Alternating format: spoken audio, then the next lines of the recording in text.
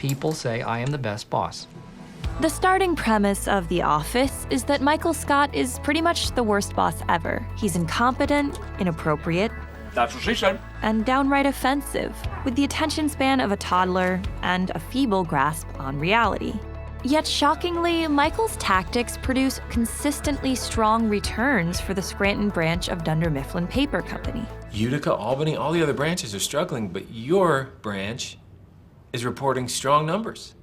Look, you're not our most traditional guy, but clearly something you are doing is right. Michael doesn't even actually know the secret to his success. David, here it is. Don't ever, for any reason, do anything to anyone, for any reason, ever, no matter what, no matter where.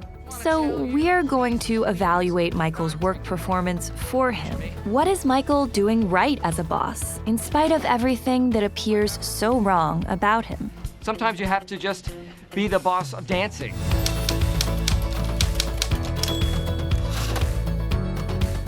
I think that pretty much sums it up. I found it at Spencer Gifts. Before we go on, we want to talk a little bit about this video's sponsor, Skillshare. Skillshare is a superb online learning community with thousands of classes about everything: Bitcoin trading, playing guitar, stop-motion animation. Click the link in the description below to get 2 months access to all classes for free.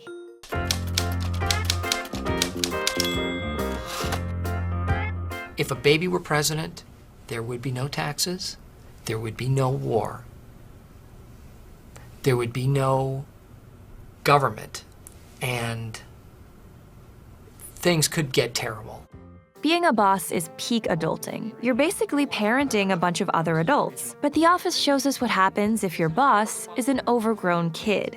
Babies are drawn to me, and I think it's because they see me as one of them. There are 3 things especially that align Michael with a kid. 1, his love of play and creativity. 2, his total lack of impulse control. And 3, his urgent desire for love and approval. A lot of office time gets taken up by Michael's childlike need for play. Sitting in my office with a plate of grilled bacon. Call a man twice just to see what was shaking. For him, every meeting is a performance, and he wants it to be a life-changing experience for his audience. People expect a lot from these meetings. Laughter, sudden twists, surprise endings. Michael also has an unconscious creativity in his use of language, much like a kid does. I'm not superstitious, but I am a little stitious. Tell him to call me ASAP as possible. Occasionally I'll hit somebody with my car, so sue me. So Michael's use of language becomes a mirror of him as a person. Everything he says is wrong, yet something strangely right and delightful emerges from the creativity of his error. Just seems awfully mean. But sometimes the ends justify the mean. The common perception around the office is that Michael's playful antics are a massive waste of time.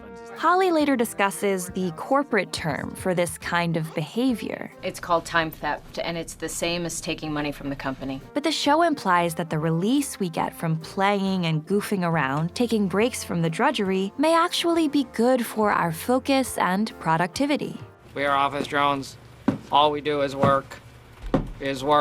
Oh no, your battery fell out. We've all been to boring meetings that might benefit from a little Michael Scott pizzazz. His emphasis on creativity represents an important realignment of values in the workplace. The fundamentals of business. Because you're mental if you don't have a good time. As much as the employees love to complain about Michael, Michael, you are the reason I drink. What I hate about you, you really suck as a ball. the 2 times he actually leaves, the office is suddenly a less warm and happy place. Michael's like a movie on a plane. You know, it's not great, but it's something to watch.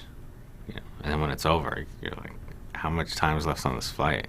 Toby's words capture what is so special about Michael's presence. He creates an open, fun atmosphere that understands the magic power of giving play a role in the workplace.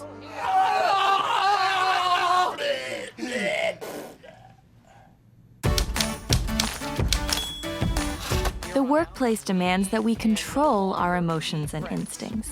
But the child, Michael, has an almost pathological lack of impulse control. No! Come on, guys, get out of here. Where are the turtles? Where are they? His totally unfiltered, uninhibited nature Sometimes I'll start a sentence, and I don't even know where it's going. means his team frequently has to babysit him. Yeah, and when Michael gets a broken heart, this whole place comes to a halt. So we're just trying to get out in front of this. That's awesome. You want some ice cream? But this responsibility to look after the boss can bring out the best in Scranton's employees. You know what? Why don't you guys deal with it? But you need to decide. Otherwise, I'm taking the bonus. Because everyone sees him as an incompetent, impulsive child, they rise to the occasion to fill the absence where their manager should be and do their best work. All of the other bosses who come into Michael's seat seem to be a lot smarter, more logical, and more professional. But as managers, they mainly get in the way of employees doing their jobs well. Until we get a new receptionist, I want Kevin on the phones. Phones. Also, there's been way too much wasting time. So Stanley. Yes? Yeah, I want you on top of that. Okay, I want you to be my productivity czar. Okay, good. The office actually implies numerous times that the ideal boss would be no boss at all. Why don't we just leave that position vacant? Truth be told, I think I thrive under a lack of accountability. Actually, apart from under Michael's leadership, another period of stellar performance for the branch is the 3 months when Andy abandons his post as manager for the Bahamas. The branch exceeded its targets over the past quarter. Wow, that's wonderful. Quarter's 3 months, that's how long you've been gone. Michael is the next best thing to no boss at all. His lack of directed adult-like management creates a sort of vacuum or absence that lets people get on with their work. At least no one's actively micromanaging them to make their business worse, which is exactly what Andy does the moment he returns from the Bahamas. It appears my employee offered you a price that he was not authorized to. There is an option in the contract that allows me to back out within 30 days of signing, so I would like to exercise that option. Michael's desperation to be loved can be something of a fatal flaw. Would I rather be feared or loved? Easy, both. I want people to be afraid of how much they love me. But underneath that is a deep desire to turn his coworkers into friends, even family. I'm a friend first and a boss second.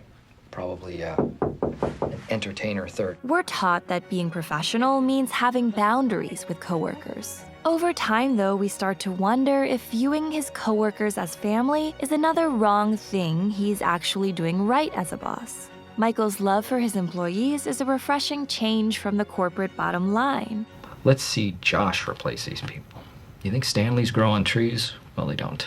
You think the world is crawling with Phyllis's and Kevin's? Most corporate types probably wouldn't see that much value in a Phyllis or a Stanley or a Kevin. Dwight almost definitely would have been fired numerous times under any other boss. We have cause to fire you. Can you shut down? Instead, shut down, please. Instead, what I think we should do is strip you of your title as safety officer. No. And as much as the employees look dubiously on his sentimentality, Michael turns them into a tight-knit family over time. I feel like all my kids grew up and then they married each other. It's every parent's dream. Rather than spending all this time with our coworkers being slaves to professional barriers, why not follow Michael Scott's example of treating the people you work with like a family? Not just seeing their productivity and results, but valuing Phyllis simply for being Phyllis. Make friends first, make sales second, make love third, in no particular order.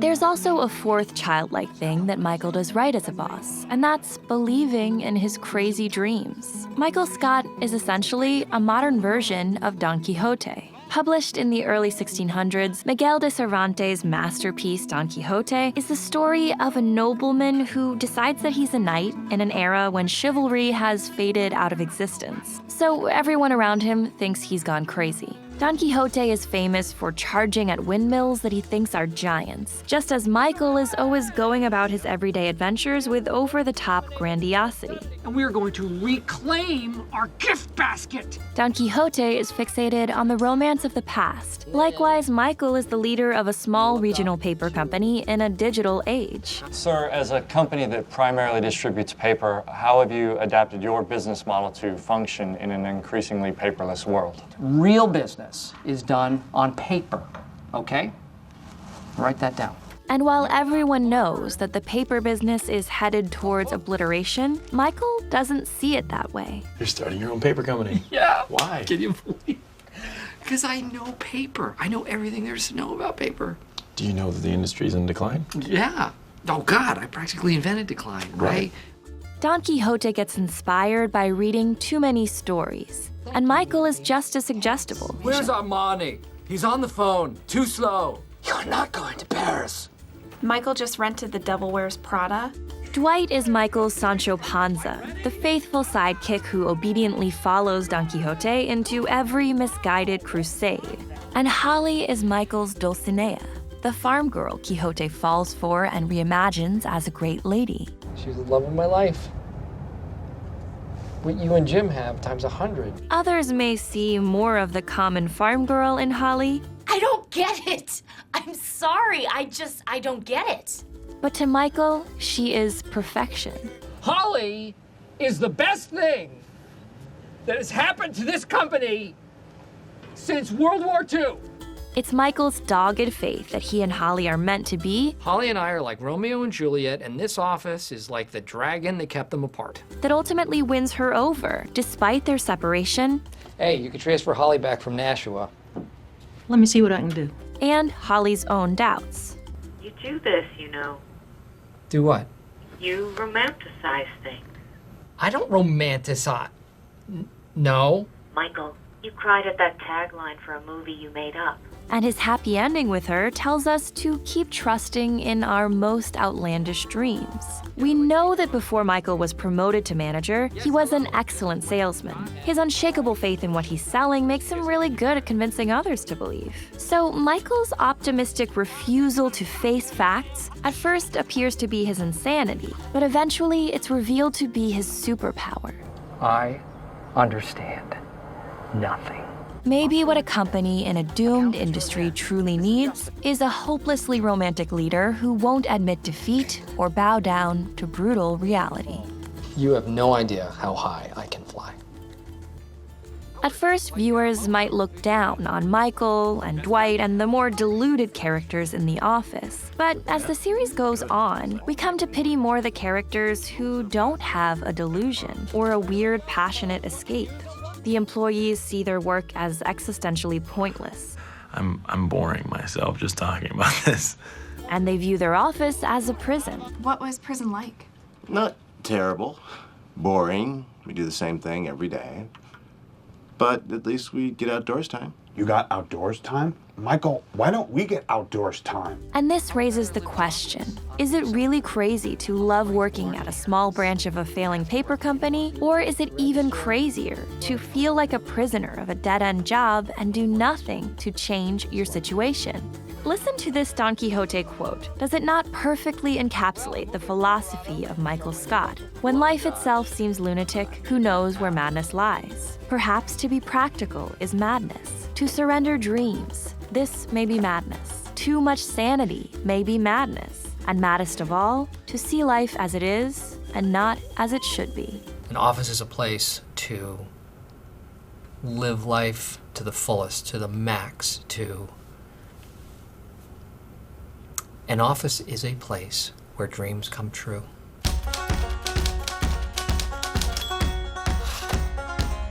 As the American update to Ricky Gervais's David Brent in the UK office, Steve Carell's Michael starts out in Brent's mold as the incorrect, cringeworthy nightmare boss. Is there a term besides Mexican that you prefer? Something less offensive? But in the black comedy style of many British shows, Brent never learns anything or improves as a person, while Michael goes the American path of growing into a beloved, even inspirational character. Never, ever, ever give up. If you look closer, though, Michael actually doesn't improve or change all that much. It's easy, senor. That's offensive. It's not! It's not offensive during a roast. Van Beasley, office hottie. She will do you. I would never say this to her face, but she is a wonderful person and a gifted artist. Why wouldn't you say that to her face? But also, over time, the story puts more emphasis on the character's redeeming qualities. The David Brent-like characteristics are balanced by a personality that's truly loving and heartfelt. And this basically makes him the antidote to a lot of what's wrong with the corporate world today. Remember when people used to say boss when they were describing something that was really cool? But now boss is just slang for a jerk in charge. So maybe Michael teaches us the world's best boss is someone who distracts his employees so they don't work too hard, who makes play a priority, brings out the best in those underneath him, values his employees as people, and dares to dream the impossible dream. What a great boss you turned out to be. Best boss I ever had. This is Tanner Christensen. Tanner is a creative strategist, the author of The Creativity Challenge, and he's worked as a product designer at Facebook. We saw that Michael's creative play helps his office be more productive. But if you want to make your own creative dreams a reality, you should check out Tanner's class on productivity for creatives, only on Skillshare. Ideas are easy. Everyone has ideas. But what people don't tend to do is produce something with those ideas. That's why we really love Skillshare's service. The classes are taught by amazing, accomplished working professionals in design, photography, social media, business, entrepreneurship, and more. In fact, Skillshare has actually helped us at Screen Prism learn more about animation and design. They offer 20,000 classes about any skill you might want to learn, all for less than $10 a month. Right now, you can get 2 months access to all their classes for free, but that's only if you're one of the first 500 people who click the link in our description below. It's a great deal, so hurry up and don't miss out.